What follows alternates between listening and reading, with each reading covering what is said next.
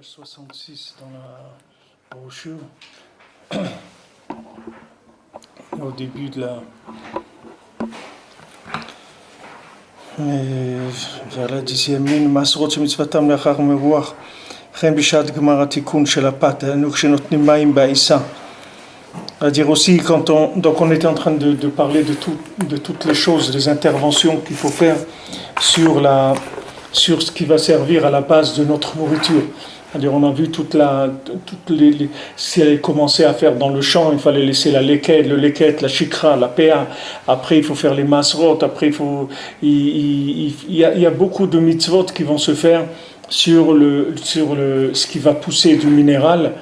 Parce que comme on avait vu que le minéral c'est l'axe central de la transition de tous les éléments. Puisqu'on a vu que le minéral c'est lui qui a un rapport avec la terre, avec l'animal et avec l'homme. C'est-à-dire le minéral il pousse de la terre, et il peut nourrir l'homme et il peut nourrir l'animal aussi.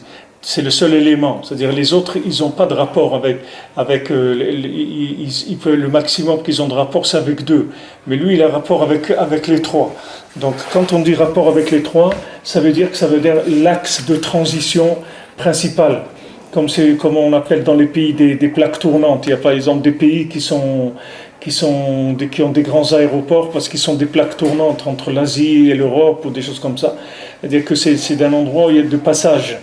Alors Rabbi Nathan nous a dit que dans le minéral, que dans le végétal, c'est là où il y a les plus grandes nefashot qui passent dans le végétal, parce que le végétal c'est la plus grande klaliut, c'est-à-dire c'est la plus grande généralité aussi. Et c'est aussi le produit le plus étonnant, c'est-à-dire c'est la chose là où il y a le plus de merveilles dans le monde, c'est-à-dire les autres éléments. Et un homme il donne naissance à un homme, une vache elle donne naissance à une vache, mais la terre elle donne naissance à une plante, elle donne naissance à un cornichon, à une banane, à une tomate, à une salade. Maintenant tout ça, comment tout ça se trouve dans la terre, c'est-à-dire comment quelqu'un il prend une pelle avec de la terre, et comment ces choses-là elles se trouvent dans cette terre-là, comment dans la terre il y a toutes ces choses-là. Comment c'est possible? C'est-à-dire c'est un pélé, c'est quelque chose de...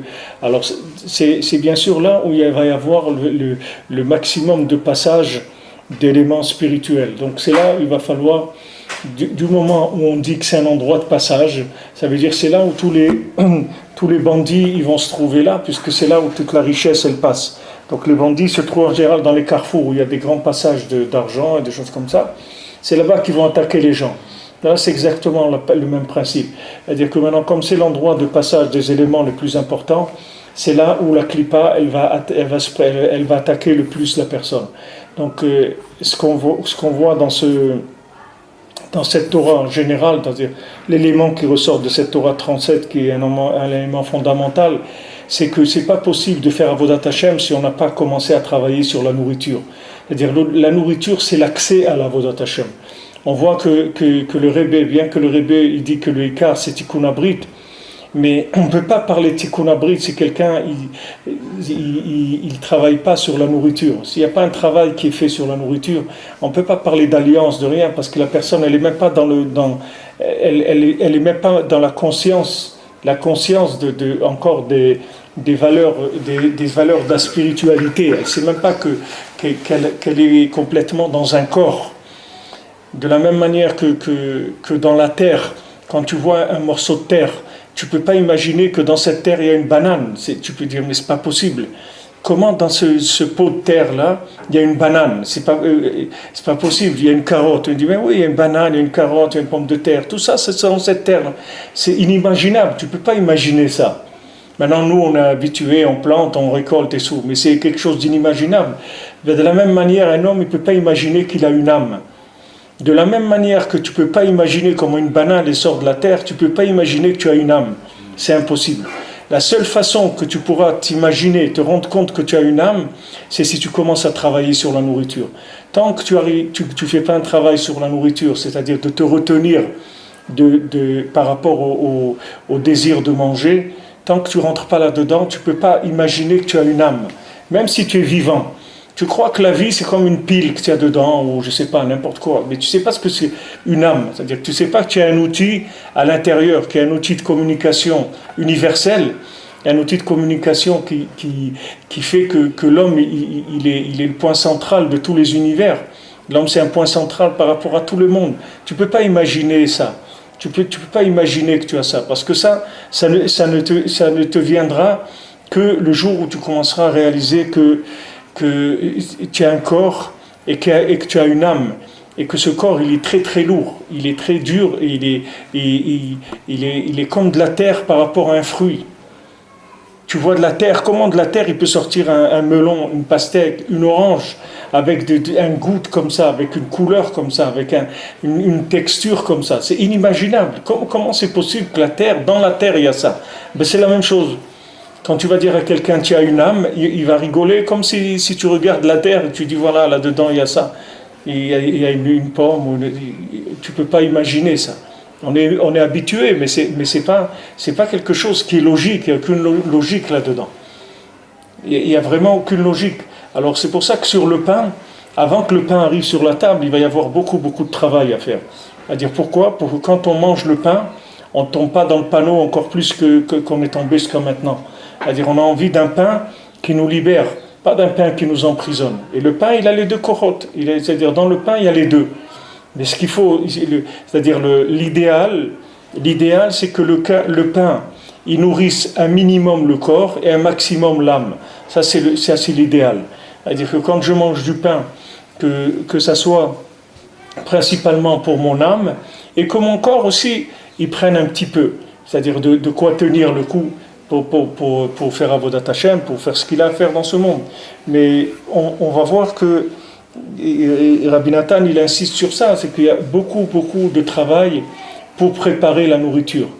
Donc si déjà maintenant, la nourriture elle-même, il y a besoin de tellement de préparation, c'est sûr que celui qui va manger, il a besoin autant de préparation que ce pain-là.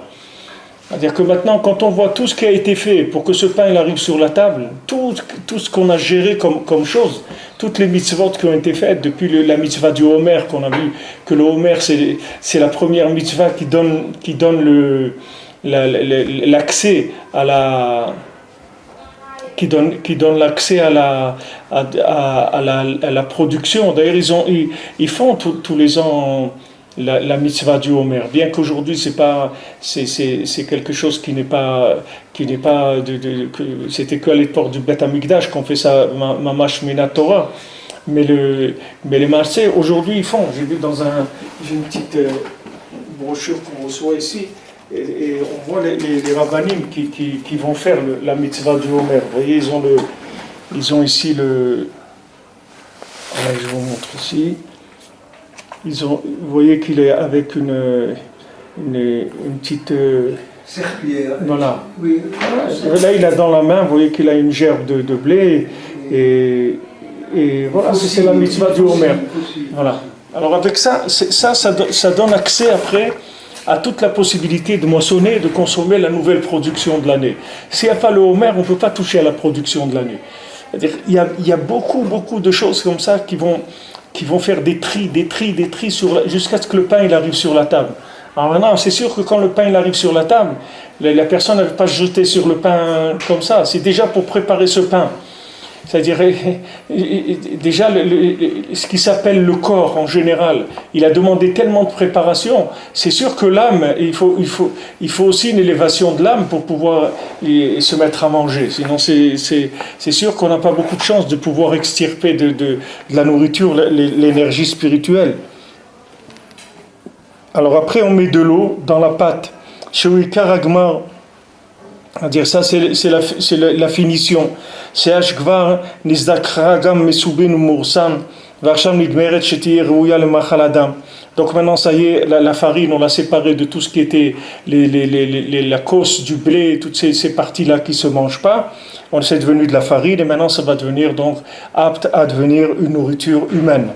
Qui Kolzman, Shelona, Sit Issa, Adain, Beprinat, Behema. Parce que tant que ce n'est pas devenu de la pâte, alors la nourriture elle est encore dans un principe animal.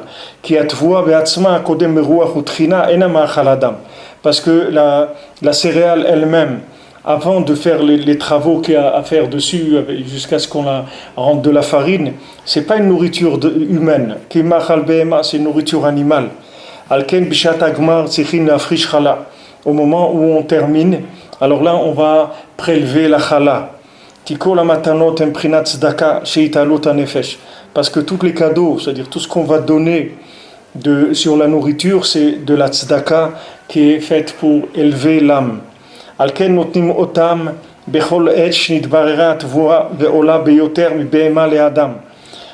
on les donne à chaque étape où il va y avoir une élévation de la céréale qui va monter pour la faire sortir de l'état animal vers l'état humain.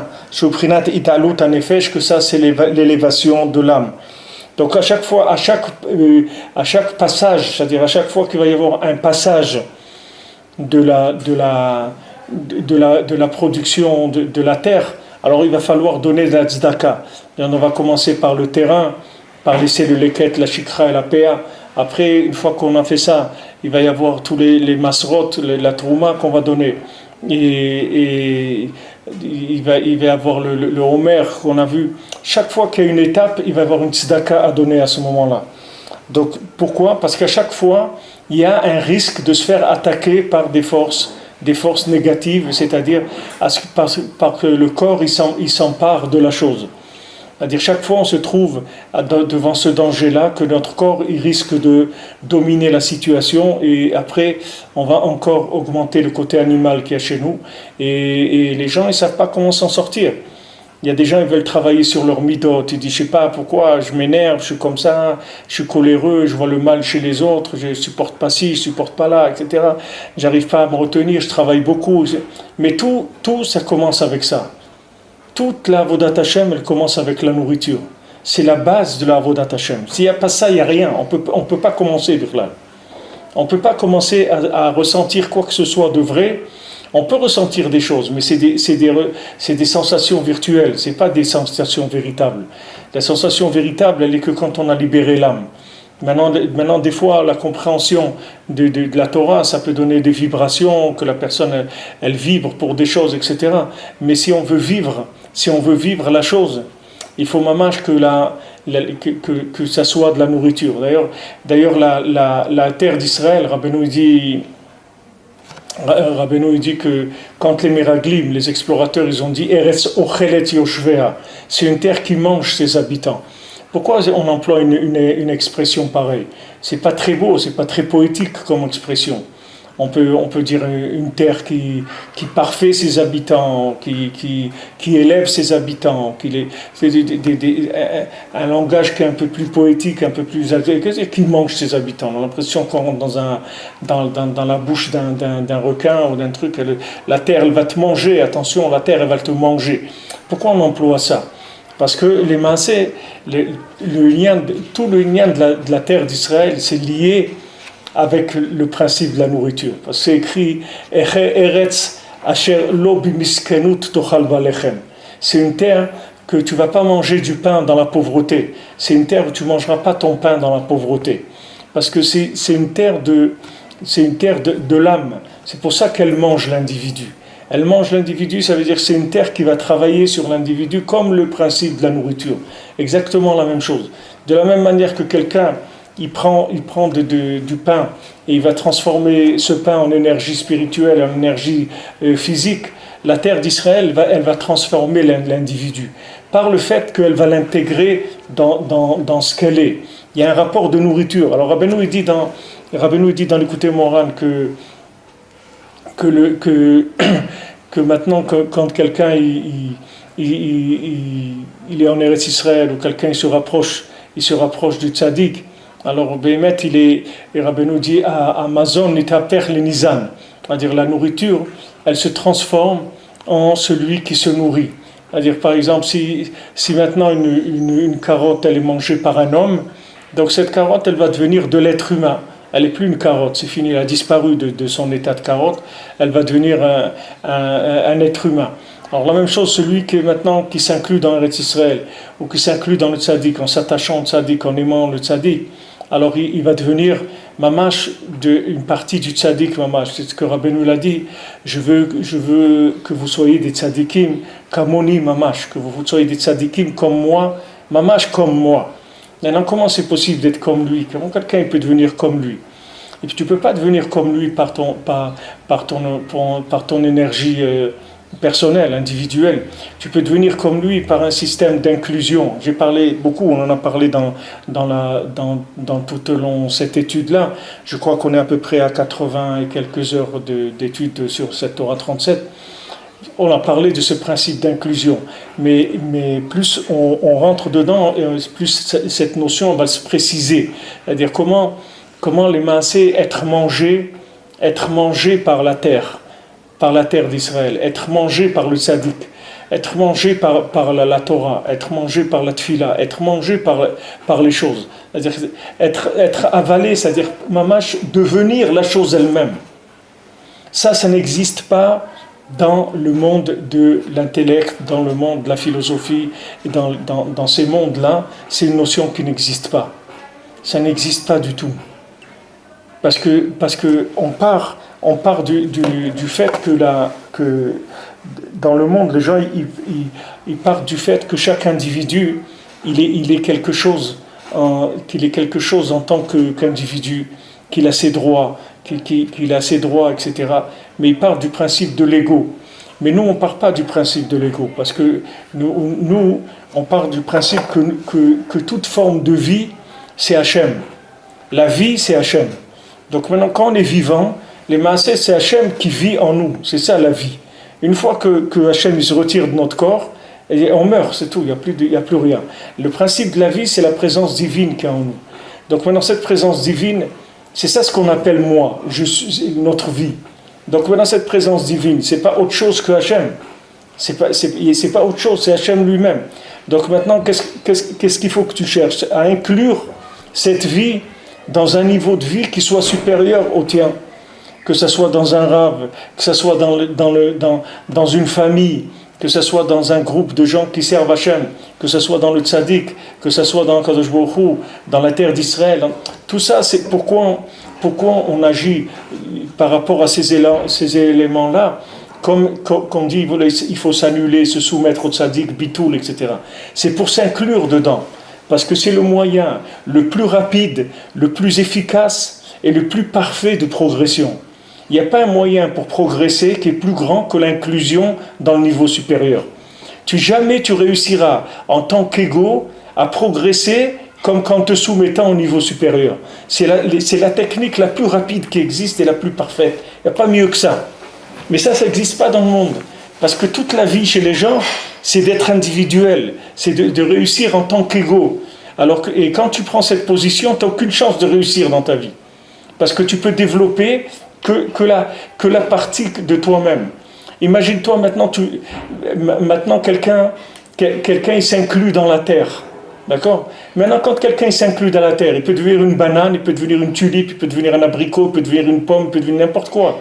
Mais si quelqu'un c'est une pomme, il peut développer la pomme tant qu'il veut. Qu'est-ce qu'il va faire? Du cidre, du jus de pomme, de la purée, de la compote, ce qu'il veut. Mais c'est que des produits dérivés de la pomme. Il tourne en rond, le bonhomme. Il tourne en rond sur lui-même. Tandis que s'il cherche le niveau supérieur, qui s'inclut dedans, il a toutes les possibilités qui lui sont ouvertes. C'est fini. Du moment où il est rentré dans le niveau supérieur, il s'est inclus, il n'y a plus rien qui va... Et ça ne demande rien comme moyen. Ça ne demande pas des moyens. Et ça ne demande rien du tout. L'inclusion dans le niveau supérieur, ça ne demande rien comme moyen. Il suffit juste de faire reculer le corps, c'est-à-dire de faire reculer l'ego. Le corps, c'est l'ego. Le corps, dans la Kabbalah, quand on parle du corps, on ne parle pas que de la viande de la personne. On parle de tout ce qui est égo. Tout ce qui est égo, c'est le corps de la personne. C'est-à-dire, dans ma tête, quand je raisonne en tant qu'égo, alors c'est comme si j'ai un raisonnement de corps. Il ne faut pas que je raisonne en tant qu'égo. Il faut que je m'inclue, et à ce moment-là, je reçois un flux du monde supérieur, et je n'ai pas besoin de réfléchir de par moi-même. Je n'ai pas besoin de réfléchir, parce que les informations, elles me sont transmises du niveau supérieur. Pas besoin. Comme quelqu'un qui avait un magasin à son nom, maintenant il s'est inclus dans une chaîne de magasins. Donc il ne s'occupe plus de rien. Les prix vont être fixés par la boîte, tout, la publicité, tout va être fait. Lui, il travaille, c'est tout, il n'a plus rien à faire.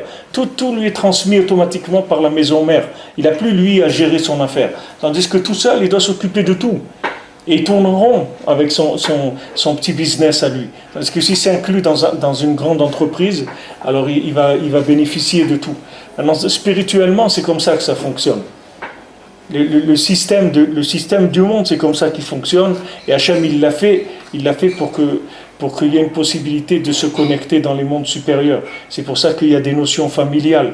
Pourquoi il y a une famille? Parce que la famille, c'est une formule comme une graine. Une famille, c'est comme une graine, c'est la même chose. Qu'est-ce que c'est une graine? Quand tu prends une graine d'un melon, par exemple, qu'est-ce que c'est cette graine du melon? Cette graine du melon, c'est une formule qui est un langage. Comment faire sortir un melon de la terre? C'est ça la graine du melon. C'est un langage. C'est-à-dire la graine du melon, elle a un langage avec la terre. Quand elle communique avec la terre, elle fait sortir un melon de la terre. Chaque graine, elle a son langage par rapport à la terre. Elle connaît le langage de la terre. Maintenant, la cellule familiale, c'est ça qui permet de se connecter avec Hachem. S'il n'y a pas de cellule familiale, il n'y a rien du tout. Parce que la personne, elle n'a pas de moyen d'inclusion dans des éléments supérieurs. Un être isolé, il ne peut pas avoir accès au monde supérieur. Il a besoin de cette notion-là, qui est mari, femme, enfant. Ce schéma-là qu'Akadosh Baruch Hu a donné depuis la création du monde, c'est un schéma inévitable. C'est pour ça que tout ce qu'ils font aujourd'hui, toutes les nouvelles formules qu'ils ont sorties, des gens qui fabriquent des enfants, d'autres qui se marient entre homos et trucs, et commandent des enfants dans des trucs qu'ils font là-bas, etc. Tout ça, ils sont en train de rendre les gens complètement fous. C'est-à-dire de ça, des gens ils vont être complètement fous. Parce qu'ils sont en train de détruire le principe même de la cellule de vie de l'homme sur Terre. C'est-à-dire que c'est comme si tu prends une graine d'un melon, tu commences à traficoter ce qu'il y a dedans, et tu la mets dans la terre, mais tu ne sais pas ce qui va te pousser de ça. Tu ne sais pas du tout ce qui va sortir. Parce que la formule elle est extrêmement précise. Quand tu prends un melon, une pastèque, tu peux pas la fabriquer. Une pastèque, toutes les couleurs, les trucs, les grains, la chair de la pastèque, le goût, tout ça, c'est une formule où il y a des centaines d'éléments. Tu vas pas venir, toi, commencer à bricoler un truc selon ce que tu as envie de faire. Alors maintenant, l'atteinte à la cellule familiale, c'est quelque chose c'est l'atteinte à toute possibilité de communication avec une inclusion dans des mondes supérieurs. C'est pour ça que la cellule familiale, elle est tellement attaquée de l'intérieur, de l'extérieur. Combien les gens, aujourd'hui, combien Hachem Ishmor, des gens qui ont divorcé. Aujourd'hui, ce n'est pas les gens qui ont divorcé, c'est combien de fois ils ont divorcé. C'est la question qu'on peut... Tu as combien de mariages? Bon, ça fait 2 fois, 3 fois, 4 fois. Combien de fois tu as divorcé? Aujourd'hui, c'est courant. Des gens qui ont divorcé 2 fois ou 3 fois, c'est quelque chose qui est courant. Mais pourquoi on arrive là? Parce que c'est ce principe-là qui est attaqué. C'est que maintenant, le Yetzer Hara, ce qu'il fait, c'est qu'il essaye de couper la personne des moyens de communication qui vont lui permettre de s'inclure dans des éléments supérieurs. Et une fois que la personne elle est isolée, après c'est fini. Comme dans le Sipurim Masiyot, quand le fils du Rav, le fils du Rav il voulait aller chez le tzaddik, et son père, le Rav, il l'empêchait, etc. Il lui dit, pourquoi tu vas aller chez le tzaddik? Qu'est-ce que tu vas faire à Ouman? Encore Ouman, encore Ouman. C'est incroyable. Les gens, vous voyez, des gens, ils voyagent à Ouman, ils sont attaqués sans arrêt. Mais qu'est-ce que tu vas à Ouman? Qu'est-ce que tu vas à Ouman? Maintenant, dis-leur, je vais aller travailler à New York toutes les semaines. Mais les gens, les parents, la femme, elle veut dire, regardez, mon mari, il travaille à New York, il prend l'avion toutes les semaines, il va à New York, là-bas à Manhattan, c'est un homme d'affaires, les gens, ils vont être quelle gloire ils vont tirer de ça. Dis, mon mari, il va au Man tous les 2 ou 3 mois, ils vont dire, mais c'est un fou, qu'est-ce qu'il va faire là-bas? Parce que ils attaquent tout ce qui peut permettre l'inclusion, c'est attaquer. Alors que l'inclusion, c'est le plus grand bénéfice que tu peux faire sur Terre avec un capital nul au départ. Nul, tu n'as besoin de rien. Tu as besoin d'une bouche, d'un cœur et d'un bon vouloir. Tu n'as besoin de rien. Et avec ça, tu t'inclus et tu progresses sans arrêt. Sans arrêt. Maintenant, il y a des clés, des points de départ. Ouman, le Tzadik, l'Aïd Bodedut, le Shulchan Aruch, Ouman Rosh Hashanah. Tous ces points-là, c'est des points d'accès. Ce sont des clés d'accès à la vie. Une fois que tu rentres dans cet accès-là, après ça y est, la transformation elle commence à se mettre en place. Alors les gens ils attaquent sur ça. Alors on voit le Rav, il avait son fils, c'était un Talmid Chacham, son fils était un érudit en Torah, c'était un grand érudit en Torah. Et son père, il ne voulait pas le laisser aller chez le tzaddik. Il ne voulait pas. Le père, c'est quoi? Av Bachokma, c'est l'intelligence de la personne. Alors c'est l'intelligence, elle lui dit pourquoi? Pourquoi tu veux aller là-bas? Qu'est-ce que tu vas faire là-bas? Qu'est-ce que tu vas faire chez le tzaddik? Tu vas faire quoi là-bas? Mais les gens ne comprennent pas, c'est normal parce qu'ils vivent dans des corps. C'est des gens, c'est des corps. Sinon, ils ne peuvent pas comprendre qu'est-ce que tu vas faire là-bas, c'est sûr. C'est sûr, un bonhomme qui est une carotte et il croit que le but du monde c'est d'être une carotte et qu'il n'y a pas plus beau que la carotte et que c'est des trucs. De quoi tu vas parler avec lui? Tu ne peux pas parler d'autre chose. Alors, à chaque fois qu'il y a des formules d'inclusion, il y a une attaque. Il y a une attaque parce que tout le principe du couple et des enfants, c'est le principe d'inclusion. Parce que quand un couple il a un enfant, alors c'est écrit Vayou les Bassar Echad, c'est-à-dire que maintenant, quand un couple il a un enfant, c'est une fusion c'est une fusion. C'est-à-dire chaque enfant qui naît, c'est un yichud d'Hachem. Parce que c'est une fusion entre la matière et le spirituel qui donne un être.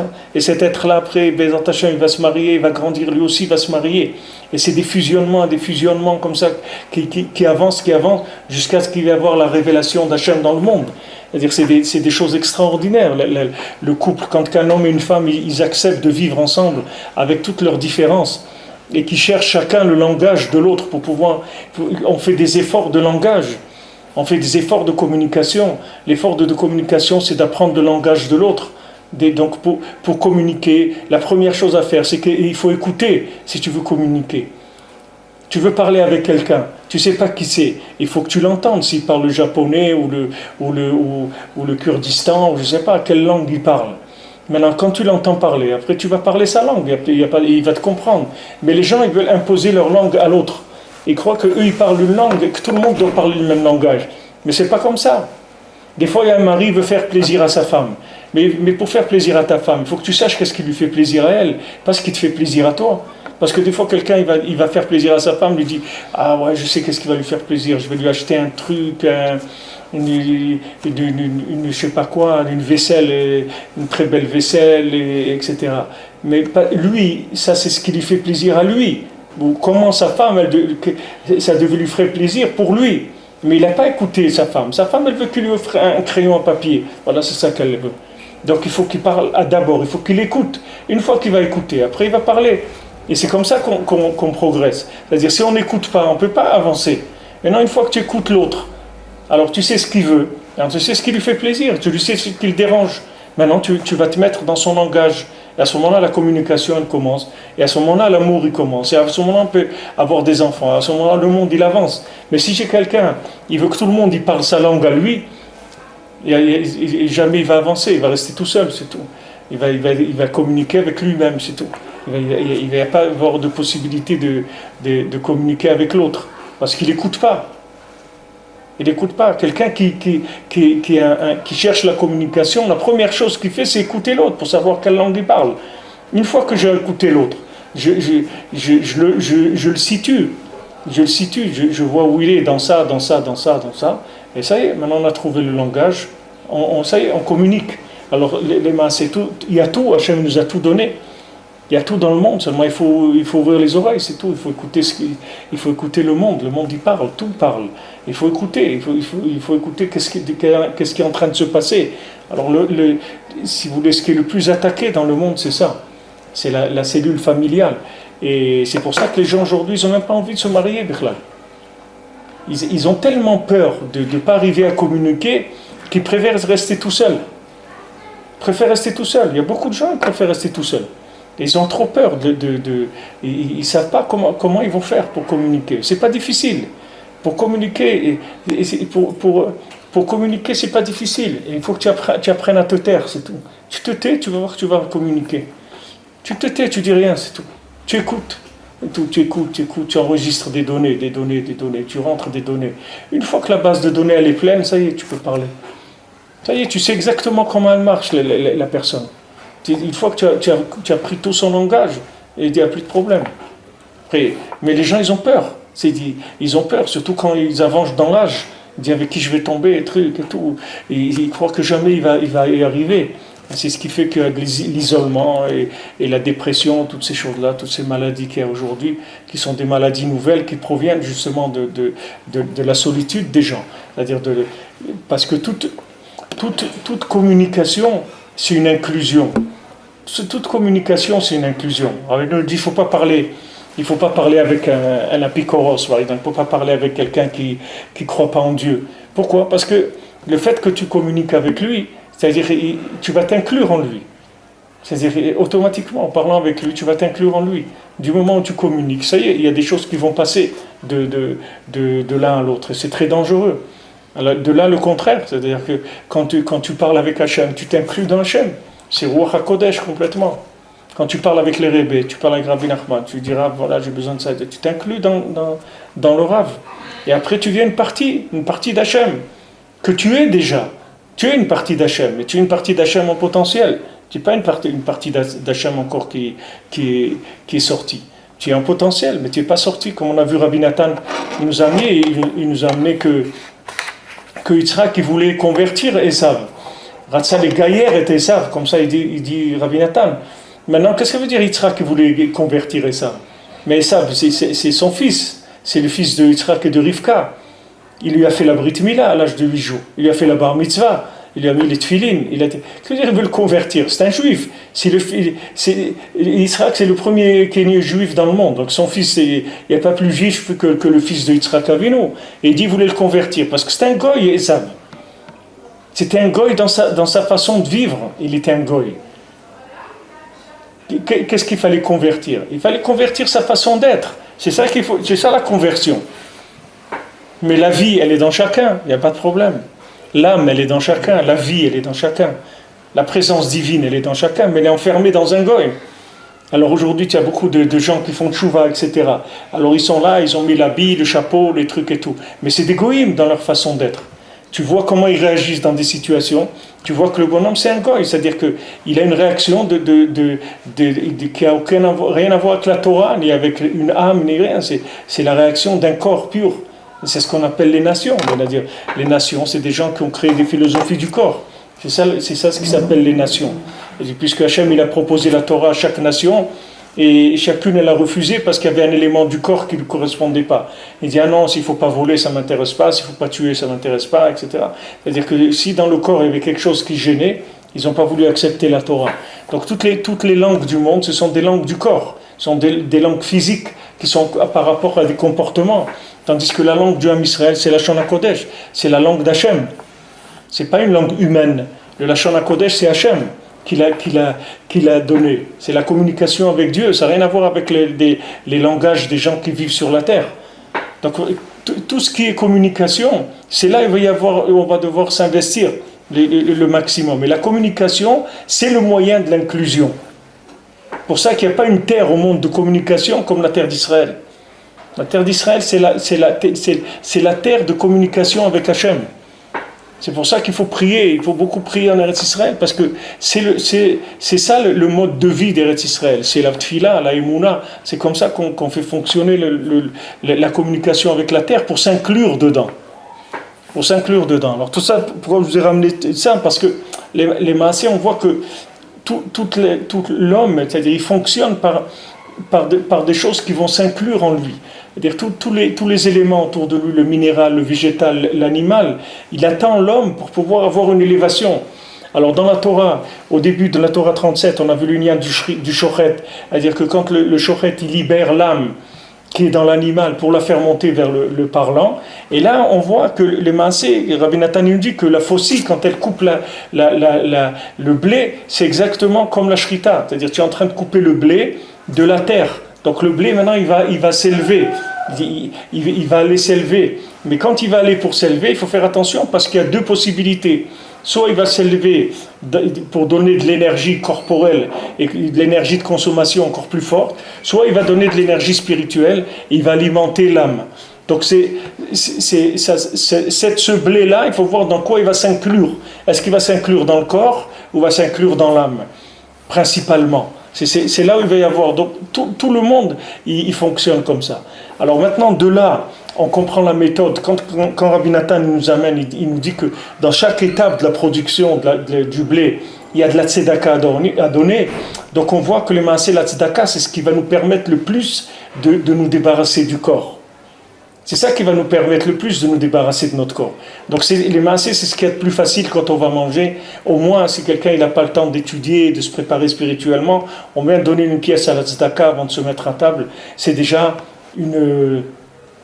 il va repousser déjà l'influence de son corps. Puisque maintenant son corps il va prendre, donc avant que son corps il prenne, lui il donne une pièce à la tzedaka, c'est-à-dire il fait donner au corps la tzedaka, c'est-à-dire que comme Rabbi nous dit, tu donnes avec les deux mains, la tzedaka c'est pour dire au corps, tu vas faire avec les deux mains, pour montrer, pour l'habituer à faire les choses de façon entière. C'est-à-dire, Rabbi nous dit donner la tzedaka avec les deux mains, c'est-à-dire tu prends les pièces avec la pièce avec les deux mains, et tu la mets dans la boîte de tzedaka, ou tu donnes à quelqu'un. Ça montre que tu dis au corps, maintenant tu vas t'apprendre à donner. Avant que tu prennes, habitue-toi à donner. Alors dès que tu as donné, le maasé, tu l'as mis en arrière. Maintenant, si tu peux étudier, c'est encore mieux si tu étudies un peu de Torah à table, parce que l'âme, elle va tout de suite se rafraîchir, prendre un petit peu de force. Donc tu vas avoir les deux côtés. D'un côté, tu reposes le corps, d'un autre côté, tu donnes de la force à l'âme. Et là, tu peux rentrer dans un repas avec pas trop de risques. Mais sinon, tu es pas pratiquement sûr que tu vas finir plus endormi que tu étais avant de manger, ça c'est sûr. C'est-à-dire que tu mets des couches de sommeil jour après jour. Jour après jour, l'âme, elle s'enfouit dans de l'énergie du corps. Et après, la personne, elle n'est pas bien. Je dis, voilà, la Torah, la Tfila, les trucs, c'est normal. Le corps, il a dominé l'individu complètement. Comment il va sentir quoi que ce soit? Ni dans la Torah, ni dans la Tfila, ni dans le mariage, ni dans l'Eretz Israël, ni dans rien du tout. La vie, il l'asphyxie. Ce qui donne la vie en lui, il est en train de l'étouffer en permanence. Donc, c'est vraiment la clé de l'accès au monde spirituel, c'est la nourriture. C'est mamash la clé, l'accès. Avec ça, tu rentres dans tout après. Donc au moment où on finit, on va donner la chala. Parce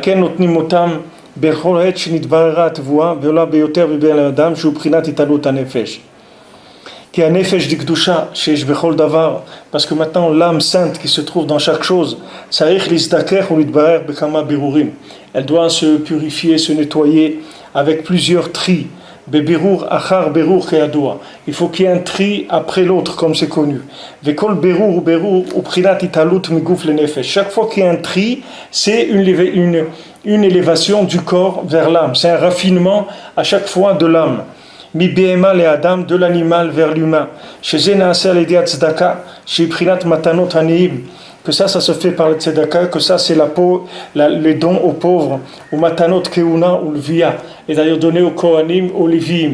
Donc comme il nous a dit avant que il a donné aux pauvres, il a donné aussi au kohen, qui est le tzaddik, comme il va dire, je pense ici, valken notnim rov amatanot la kohen. C'est pour ça que la plupart des choses qu'on donne dans toute la production, c'est au Kohen. Qui est Kohen Isha Chesed. Parce que le Kohen, il s'appelle l'homme de bonté. Chez Zeika Prinat Italut Anefesh. Que c'est comme ça qu'on élève l'âme. Midin le Chesed. On fait sortir l'âme de la rigueur vers la miséricorde, vers la bonté. Le corps, c'est la rigueur. L'âme, c'est la bonté. Le langage de l'âme, c'est le Chesed. Le langage de l'âme, c'est le chesed. C'est-à-dire quand tu vis dans une atmosphère de chesed, c'est dans une atmosphère de bonté, d'amour, d'amitié, de confiance, tout ça ce sont des éléments qui font libérer l'âme, qui font monter l'âme. Quand tu vis dans une atmosphère de rigueur et du din, tu asphyxies la personne. La personne elle s'asphyxie complètement. C'est-à-dire elle se recroqueville sur elle-même. Parce que c'est du din, c'est de la rigueur. La rigueur c'est le contraire de la vie. Ça c'est la dîme qu'on donne aux Lévi. Et le Lévi, il donne la trouma de Maaser, lui, il donne la trouma du Maaser, c'est-à-dire une partie du Maaser, de 10% des 10%, il donne au Kohen. Qui shoresh hanefashot hem chamesh otiyot mantpach, parce que la racine des âmes se trouve dans les 5 lettres qui sont le même nun tzadik pe chaf, qui sont les lettres finales, shem chamesh gvurot. Chez eux, Sitra de Lévi qui sont les 5 rigueurs, que ça c'est le côté du Lévi. Le Lévi, ça, il représente la rigueur. Quand on voit Abraham, Yitzhak et Jacob, c'est Cohen, Lévi, Israël. C'est-à-dire, Abraham, il s'appelle Cohen, il est appelé Cohen par la Torah, et Yitzhak, c'est Lévi, et Israël, c'est Jacob, c'est Israël. Qui a un effet shorsha bakvurot. Parce que l'âme, sa racine, elle se trouve dans la rigueur.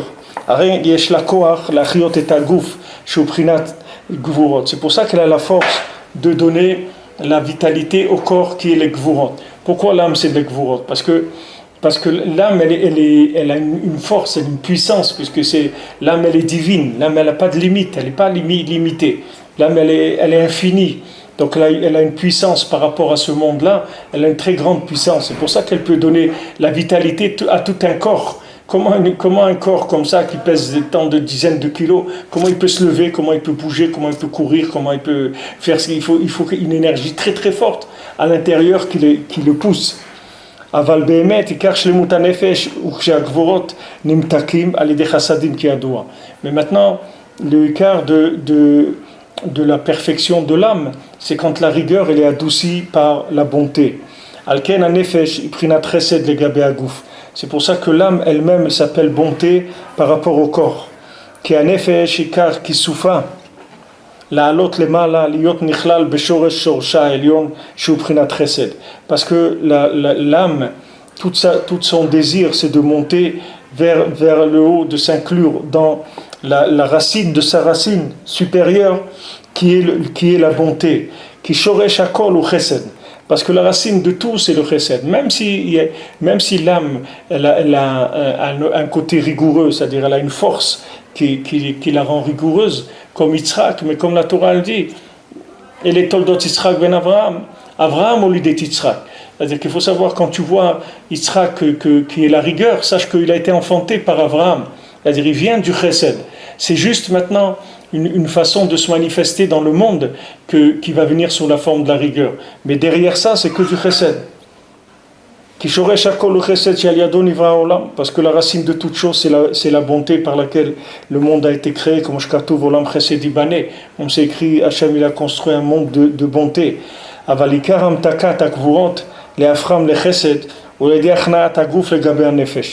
Mais maintenant, le principal de l'adoucissement, de la rigueur, les transformer en chesed, c'est par le fait qu'on repousse le corps par rapport à l'âme. Donc maintenant, du fait que le monde, il est physique principalement, et que nous, ce qui est le plus évident chez nous, c'est le corps, ça veut dire que c'est la rigueur qui est la plus apparente dans le monde.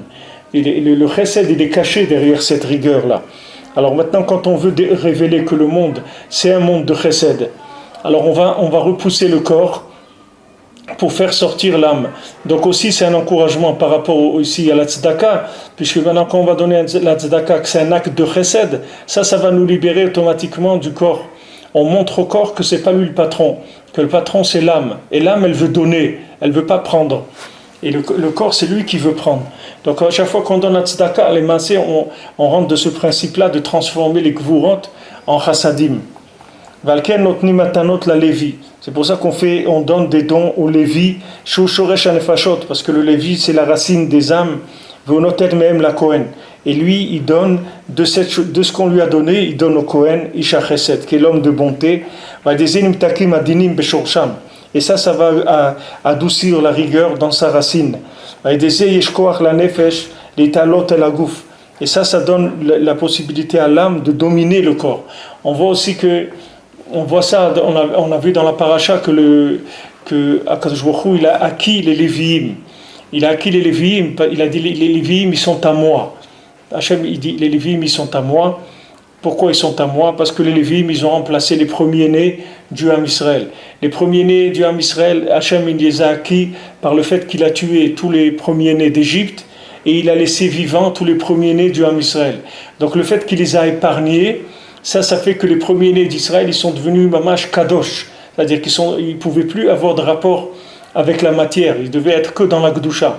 Mais quand ils ont fauté à la faute du veau d'or, alors Hachem, il les a destitués de ce titre-là et il a donné ça aux Lévi'im. C'est pour ça que les Lévi'im, ils ont été nommés en présence de tout le Ham Israël et aussi par le fait que tout le Ham Israël, il a appuyé ses mains sur les Lévi'im pour le dire, on donne aux Lévi'im ce qu'on a nous, c'est-à-dire tout ce qu'on a de nous inclure dans Hachem, par tout le travail du Mishkan, etc., des korbanot, tout ce qu'on va faire, c'est eux qui nous sont nos envoyés, c'est eux qui vont faire ça pour nous. Alors les Lévi'im, ils étaient entièrement consacrés au service d'Hachem. C'est leur travail, c'est-à-dire d'être entièrement consacrés au service d'Hachem. Donc on voit que eux, les massés, c'est un peu comme le principe du végétal par rapport aux autres éléments. Eux, par rapport au Cohen et Israël, Lévi, c'est celui qui fait le passage entre les deux. Parce que nous, on donne le Ikar du Maaser, on le donne au Lévi, et le Lévi donne Troumat Maaser au Cohen, c'est-à-dire lui donne le 10e de ce qu'on lui a donné, lui va le donner au Cohen. C'est-à-dire que nous, on n'a pas un rapport direct avec le Cohen si on ne passe pas par le Lévi. Parce que le Lévi, c'est lui le mot Lévi, ça veut dire qu'il accompagne. Les lavot, c'est accompagner, les vaillas, accompagner. Alors le Lévi, il accompagne ceux qui montent et ceux qui descendent. C'est-à-dire il accompagne les deux côtés. Il accompagne le Cohen pour descendre, il accompagne le Israël pour monter. C'est lui qui fait le pont entre les deux. Donc lui, c'est un système d'inclusion. Maintenant, quand on parle de système d'inclusion, on parle de rigueur. Parce que dès que tu parles de système, comment inclure quelque chose d'inférieur dans quelque chose de supérieur, ça va se faire par des mesures, et ça c'est un principe de rigueur. Mais ce principe de rigueur, il est entièrement au service de la bonté. C'est-à-dire il n'y a aucune rigueur comme but, c'est le moyen utilisé pour la transformation. Comme si tu prends une graine qui va transformer la terre en banane, cette graine-là, c'est une formule, c'est de la rigueur. Parce que quand tu prends une graine de banane, c'est pas de la pomme, ni de l'orange, ni de la mandarine. C'est quelque chose de précis. Cette précision-là, c'est la rigueur. Mais elle est que pour le chesed. Elle n'est pas pour être de la rigueur en tant que finalité. Kiha be'atalia, parce qu'une dépend de l'autre. Parce que maintenant, le fait qu'il a repoussé son corps, et il a donné de sa moisson aux Kohanim et aux Lévi'im, matanatam, les cadeaux qui leur reviennent. Par ça, il mérite que son âme va s'élever, et que la rigueur va s'adoucir. C'est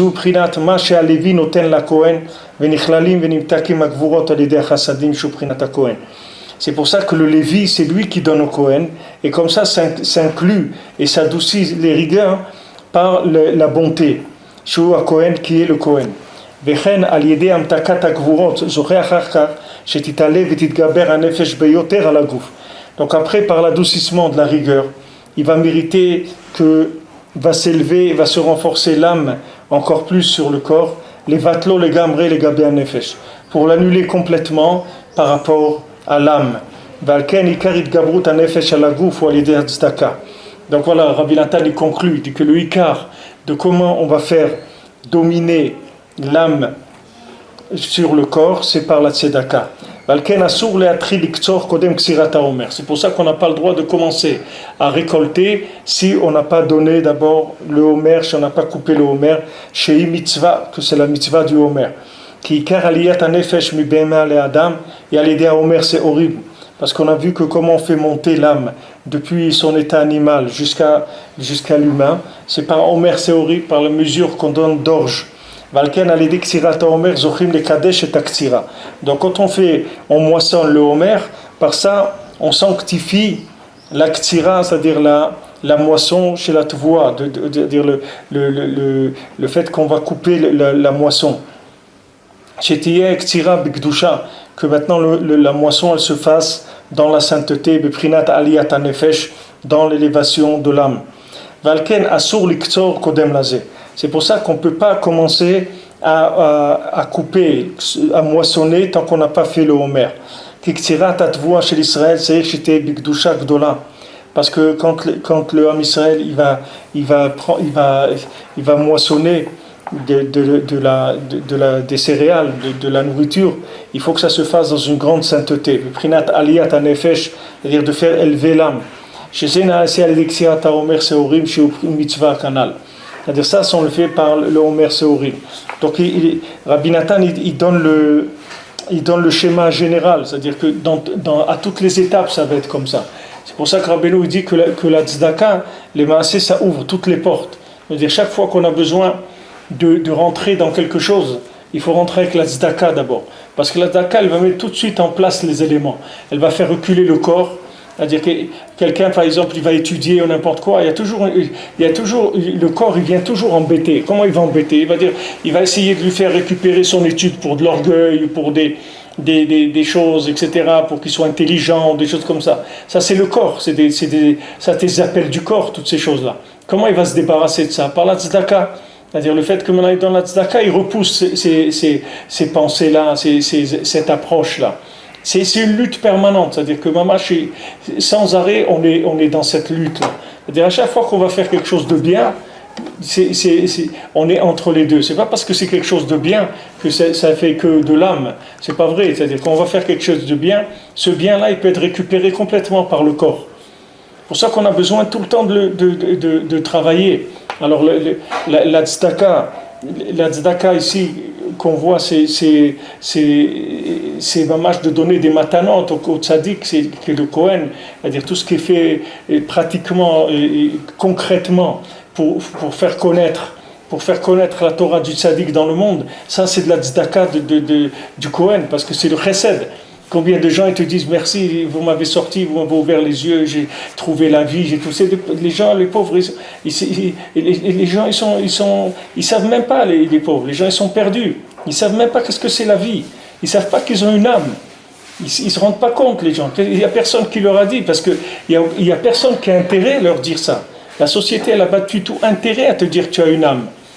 Pour elle va te dire que tu as une âme. Ça peut faire que se retourner contre elle si tu lui et te dis que tu as une âme. Et une âme, tu vas plus vouloir travailler. Tu vas dire, attends, mais moi pourquoi je vais aller travailler dans une entreprise, etc., te donner toute ma vie pour ça, alors que j'ai une neshama, je peux demander à Hachem de me nourrir, je peux demander à Hachem tout ce que j'ai besoin, pourquoi je vais rentrer là-dedans? Alors c'est sûr que la société n'a pas intérêt du tout à t'amener dans ce domaine-là, pas du tout. Au contraire, elle cherche à t'exploiter au maximum, c'est le contraire. Mais le tzaddik, lui, il veut te libérer de ton âme. C'est pour ça que quand il venait demander des brachot pour la parnassa à Rabbeinu, des fois, Rabbeinu se mettait un petit peu en colère contre les gens. Il dit, vous n'avez rien, il vous manque rien du tout que la parnassa, c'est tout. Il n'y a pas autre chose dans ta vie, il n'y a rien qui te dérange, c'est que ça, son problème. La parnassa, il y a quand même d'autres choses que ça. Rabbeinu, il n'était pas très content quand il demandait des brachot pour la parnassa. D'ailleurs, la plupart, ils s'abstenaient de parler de ça, parce que c'était pas un kavod par rapport à Rabbeinu de parler de ces choses-là. Parce que Rabbeinu, il s'occupait d'autres choses. Et automatiquement, quand on s'occupe de l'âme, alors on reçoit aussi pour le corps, il n'y a pas de problème. Mais il faut s'occuper de l'âme. Combien de gens ils sont perdus dans le monde? Si on ne leur dit pas, qui est-ce qui va leur dire? Qui est-ce qui va leur dire, depuis qu'ils sont nés, jusqu'à qu'ils vont à l'école, et s'ils ont été au lycée, s'ils ont fait des écoles supérieures, et s'ils ont été travaillés, tous ces systèmes-là, ils sont faits que pour alimenter le corps, et pour faire oublier à la personne qu'elle a une âme. Tous ces systèmes, ils sont faits que pour ça, c'est tout. Ils n'ont pas intérêt à dire aux gens qu'ils ont une âme. C'est pas du tout leur intérêt. Alors si maintenant tu viens pas, si tu leur amènes pas les paroles du tzaddik pour les libérer, qui est-ce qui va les libérer? Ils vont rester comme ça. Et maintenant, c'est la seule chose qui leur manque, c'est tout. Il ne manque rien d'autre. Une personne, elle a tout ce qu'il faut. Elle a tout ce qu'il faut. Chacun sur Terre, il a tout ce qu'il faut pour être tout ce qu'il y a de meilleur au monde. Il a besoin juste du dialogue, c'est-à-dire que le tzaddik, il lui connecte son âme avec les mondes supérieurs et qu'il lui connecte son corps avec son âme. Et après, à ce moment-là, ça y est, la personne, sa vie, elle change complètement. Donc, on a une obligation de faire ça. C'est pas. Quelqu'un est dans la tzedaka pour ça. Le Maaseh s'est investi dans la chose la plus grande qui est au monde, c'est-à-dire de sauver le monde de là où il est. C'est de cette prison de consommation, de mort permanente, parce que ça s'appelle la mort. C'est quelqu'un qui vit qu'avec le corps. Ça s'appelle quelqu'un qui est mort. Donc Hachem, quand il a mis en place ce système, que maintenant on va faire d'abord le homer, on va donner toutes les matanotes de tzedaka avant de manger, c'est pour que le manger il nous serve à quelque chose de bien. Et alors Hachem nous a dit voilà, tu vas faire la tzedaka. Maintenant quand tu vas t'habituer à donner la tzedaka, alors tu vas rentrer dans la tfila. C'est écrit que pour Avraham Avinu, que Akadosh Baruch Hu, qui écrit Vayamin Bachem, il a eu la émouna dans Hachem, Avraham Avinu. Et Hachem lui a compté comme la tzedaka, Hachem lui a considéré sa émouna comme la tzedaka. C'est-à-dire que maintenant, la tzedaka, ce qu'elle va faire principalement, c'est-à-dire que tu vas réussir, c'est à rentrer dans la communication avec Hachem. D'abord, tu vas libérer ton âme de ton corps. Et ensuite, une fois que ton âme elle va se libérer de ton corps, tu vas pouvoir commencer à parler avec Akadosh Baruch Hu. Tu vas te rendre compte, tu peux parler avec lui, tu peux parler avec les gens, tu peux parler avec... Après, si tu progresses, tu vas apprendre tous les langages qu'il y a sur Terre. Il y a à part les 70 langues, il y a le langage des animaux, des plantes, des oiseaux, de tout, de la lumière, il y a toutes sortes de langages sur Terre. Mais ces langages-là, ils sont accessibles que par des gens qui se sont libérés du corps. Sinon, il peut pas. Il y a des gens, par exemple, tu vas faire même une promenade. Quelqu'un, il va voir des fleurs, des trucs et tout. Il y a des gens, ça va leur faire plaisir, ça va les rendre joyeux. Et d'autres, ça leur dit rien du tout. Tu vas lui montrer un endroit où il y a des fleurs et tout. Il va être avec son téléphone en train de regarder des trucs. C'est-à-dire, ça lui parle pas. C'est-à-dire, il connaît pas ce langage. Pourquoi ? Parce que son corps, il le domine.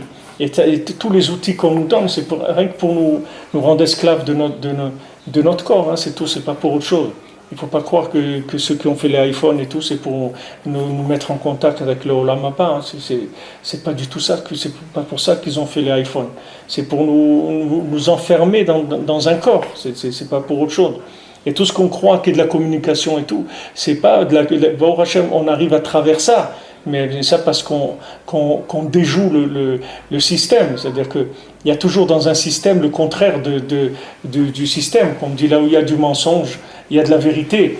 Et plus le mensonge il est grand, plus la vérité elle est grande. Donc quand les choses elles sont à l'envers, avec ça on peut arriver à une vérité encore plus grande. D'Afka dans les choses, mais il ne faut pas perdre la tête pour ça. Si on perd la tête, c'est sûr qu'on ne va jamais retrouver la vérité. On a besoin du tzaddik, et comme je vous ai dit, on a besoin tous les jours, et mettre, chaque fois que je n'ai pas la possibilité de faire le cours, je rate et tout, je suis beaucoup mitzvah, parce que je sais que tous les jours on a besoin de parler de ça. Parce que l'autre côté, il ne s'arrête jamais, il ne se repose jamais. Il s'arrête jamais le côté négatif, le côté du corps, il ne s'arrête jamais. Jamais il y a d'interruption. Donc il faut aussi, sans arrêt, il faut diffuser la vie, sans arrêt. Tu ne peux pas t'arrêter, parce que le monde a besoin. Le monde a besoin.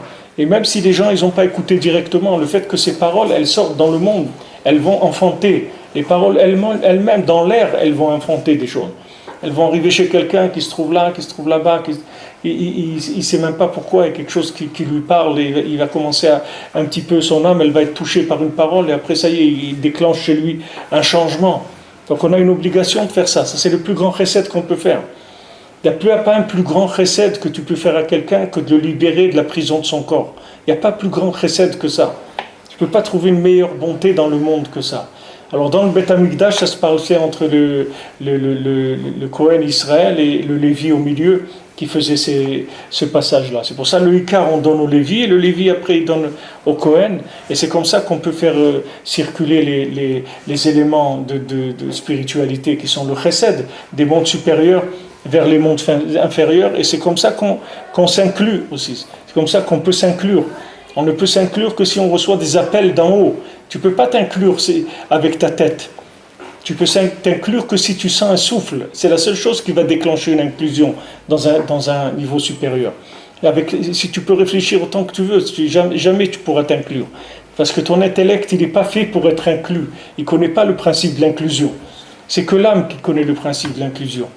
L'âme, elle cherche toujours à s'inclure dans les niveaux supérieurs. Toujours, c'est la nature de l'âme de s'inclure.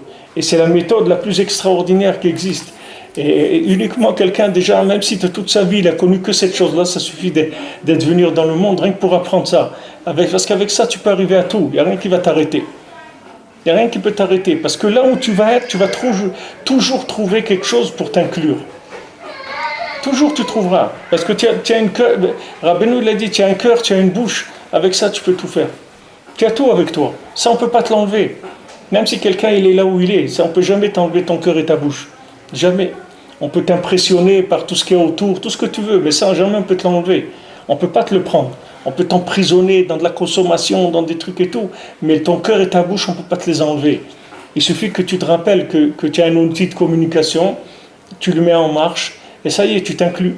Tu n'es plus là déjà. Tu n'es plus là. Rabbeinu, il dit pourquoi Rabbeinu il a insisté sur Azamra, c'est-à-dire de voir le positif chez l'autre. Il dit voilà, tu vois le positif chez l'autre. Il dit Odmeat ven racha, encore un peu de bien, tu vois chez lui un point positif. Et il est plus racha, il est plus méchant. Maintenant tu vas le chercher là où il était, tu vas voir qu'il n'est plus là-bas, il est parti. Pourquoi il est parti? Parce que tu as trouvé en lui quelque chose de positif. Ça, tu l'as fait décoller de l'endroit où il était. Sans qu'il fasse rien, lui. Uniquement par le regard que tu as eu sur lui positif, tu l'as libéré de l'endroit où il était. Ça, c'est l'élément qu'on a vu dans la Torah, d'être mechabed l'autre. C'est-à-dire d'honorer l'autre.